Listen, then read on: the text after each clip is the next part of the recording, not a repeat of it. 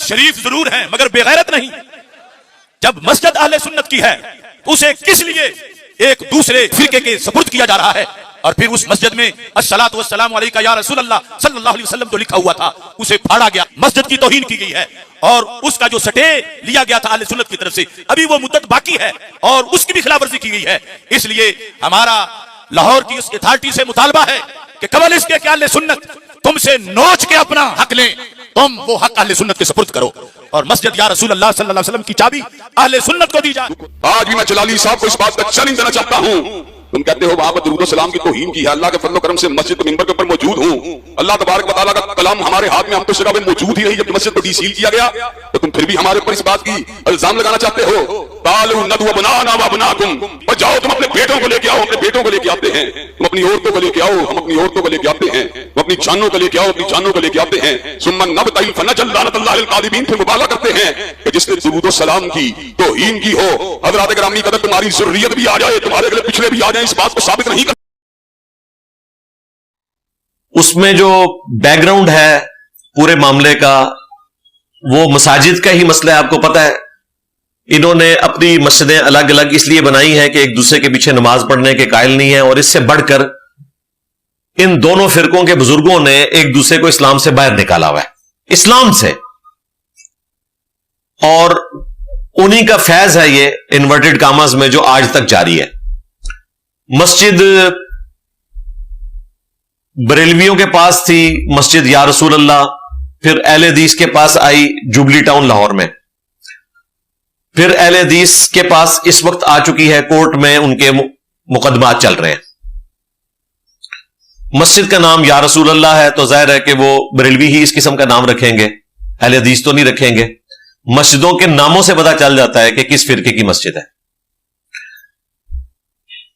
तो उस मस्जिद पे जब दोबारा से अहले हदीस को कब्जा मिला तो बकौल बरेलवी उलमा के उन्होंने वहां पर अस्सलातु वस्सलामु अलैका या रसूल अल्लाह का कोई बैनर लगा हुआ था, वो उन्होंने फाड़ दिया या उतार दिया, जो भी किया। और वो कहते हैं कि ये चूंकि दुरूद शरीफ का स्टिकर फाड़ा है या बैनर उतारा है तो दरअसल ये रसूलुल्लाह की गुस्ताखी है सल्लल्लाहु अलैहि वसल्लम। इसकी वजह से 295C लगनी चाहिए हिशाम इलाही जहीर साहब के ऊपर, जो छोटे भाई हैं इब्तिसाम इलाही जहीर साहब के। फिर उनके दिफा पर इब्तिसाम इलाही जहीर साहब सामने आए और उन्होंने भी इस पर डिस्कशन की। इन दोनों की वीडियोस, डॉक्टर अशरफ आसिफ जलाली साहब की वीडियो बरेलवी फिरके की तरफ से, और उसके जवाब में अहले हदीस वहाबी फिरके की तरफ से इब्तिसाम इलाही जहीर साहब की वीडियो इंशाअल्लाह ताला हम अटैच कर देंगे ताकि आपको पूरा मुकदमा समझ आ जाए। बहरहाल इस पूरे टॉपिक की इंजीनियरिंग मैं इंशाअल्लाह ताला 5 इल्मी पॉइंट्स की शक्ल में करूंगा। इल्मी पॉइंट नंबर 1,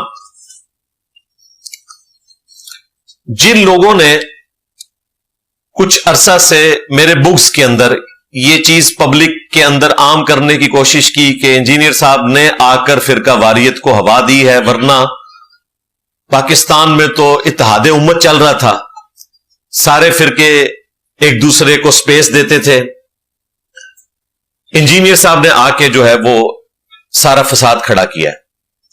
हालांकि इस वक्त जो इत्तेहाद उम्मत चल रहा है ना, वो हमारी वजह से हुआ है, अगरचे वो इत्तेहाद उम्मत मेरे बुक्स में इन्होंने किया है, आपस में इकट्ठे हो गए, वरना ये आपस में इकट्ठे नहीं थे कभी भी।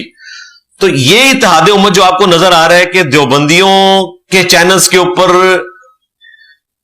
अहले हदीस और बरेलवियों की वीडियो अपलोड होती है मेरे खिलाफ, तो इससे लोग समझते हैं, उन्हें वसवसा आता है कि ये तो सारे एक हैं। वो ये नहीं देख रहे कि वो मेरे खिलाफ एक हुए में। अदरवाइज आपस में जब कभी उनके इंटरेस्ट के एतबार से कोई कंफ्लिक्ट आता है तो वो फिर किसी का कोई लिहाज नहीं करते, और वो जुबली टाउन लाहौर वाली मस्जिद में आपने देख लिया। तो इससे ये चीज तो साबित हुई कि फिरका वारियत हमेशा से इस उम्मत की सबसे बड़ी बिदअत, इस उम्मत का सबसे बड़ा कैंसर रहा है, اور مستقبل میں بھی نظر آ رہا ہے کہ یہ ایسے ہی رہے گا جب تک کہ امام مہدی علیہ السلام کے لیے کوئی راہ ہموار نہیں ہوتی. لیکن اس میں تازہ ہوا کا جھونکا ہمارا یہ پلیٹ فارم ہے کہ ایٹ لیسٹ ہم نے ان کی پبلک کو ان کے شر سے بچانے کی کوشش کی ہے الحمدللہ.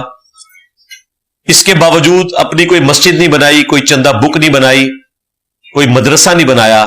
چندہ ان کو دیتے ہیں, نمازیں ان کے پیچھے پڑھتے ہیں. یہ ایک دوسرے کے پیچھے نماز پڑھنے کے قائل نہیں, ایک دوسرے کو مسلمان نہیں سمجھتے. ہم ان سب کو مسلمان سمجھتے ہیں اللہ کے فضل سے. میں نے بارہا اپنے پلیٹ فارم سے یہ دعویٰ کیا ہے کہ آپ کسی بھی بریلویوں کی مسجد میں یا اللہ مدد کا بینر نہیں لگا سکتے. حالانکہ وہ مانتے ہیں اس کو, بینر نہیں لگنے دیں گے. اس کی وجہ کہ یہ نشانی بن چکی ہے دیوبندیوں کی اور اہل حدیث کی.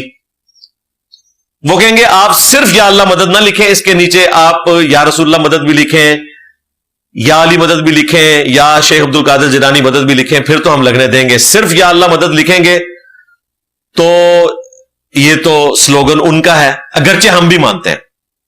اسی طریقے سے کبھی کسی دیوبندی یا اہل حدیث کی مسجد میں لبیک یا رسول اللہ کا کوئی بینر آپ لگا ہوا نہیں دیکھیں گے.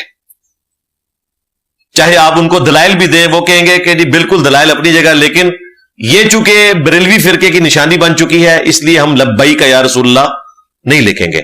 میں المدد یا رسول اللہ کی بات نہیں کر رہا, لبیک یا رسول اللہ کی. انشاءاللہ میں اسے آج ڈسکس بھی کروں گا.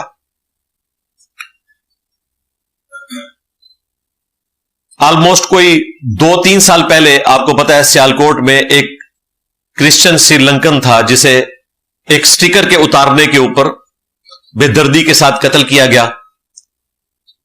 خیر عدالتوں سے مجرمین کو سزا ملی, لیکن اس وقت ہماری جو مذہبی تنظیمیں ہیں انہوں نے جس قسم کی مجرمانہ خاموشی اختیار کی, بلکہ اندر خانے سپورٹ کیا ایسے لوگوں کو, تو آج یہ آگ ان کے گھر تک پہنچ چکی ہے. جب تک ان کے گھروں میں آگ نہ پہنچتی انہیں بات سمجھ نہیں آنی تھی. اس وقت جب ہم کہتے تھے کہ سٹیکر پھاڑنے سے گستاخی کیسے ہو گئی, تو یہ کرالریز بنانا شروع کر دیتے ہیں. یہ کہتے ہیں جی سٹیکر کے اوپر چونکہ رسول اللہ کا نام لکھا ہوا ہے صلی اللہ علیہ وآلہ وسلم, لہذا اس سٹیکر کو پھاڑنا گویا کہ نبی اسلام کی توہین کرنا ہے.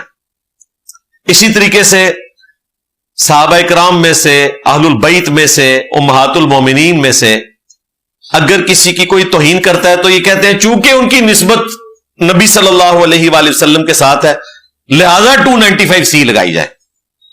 اس طرح تو بھائی پھر کرالریز پہ کرالریز بناتے چلے جائیں, اس کا تو کوئی اینڈ نہیں ہے. حالانکہ پاکستان کے قانون میں 295A اور 298A یہ توہین مذہب کی دفعات ہے, 10 سال تک قید ہے اس کے اوپر. 295B جو ہے وہ توہین قرآن سے ریلیٹڈ ہے, اور 295C جو ہے وہ توہین رسالت سے متعلق ہے, جس کے اوپر ڈیتھ پینلٹی بھی ہے. لیکن اگر آپ کرالریز بنا کے ہر چیز کو توہین رسالت میں ڈالنا شروع کریں گے تو آج پھر اہل حدیث فرقہ جنہوں نے اتنا ہنگامہ کھڑا کیا ہوا تھا کچھ عرصہ پہلے, تو ان کے گھر میں بھی آگ پہنچ گئی. دیوبندیوں کے گھر تو پہلے ہی پہنچی تھی مفتی طارق مسعود صاحب کے ذریعے, اور انہوں نے توبہ کی. ان کی توبہ اللہ کا شکر ہے علماء نے قبول کر لی, کیونکہ وہ ان کے اپنے قبیل سے تعلق رکھتے تھے. مجھا دیا بہنا ہوندیاں نے, بھینسیں جو ہیں وہ بھینسوں کی بہنیں ہوتی ہیں.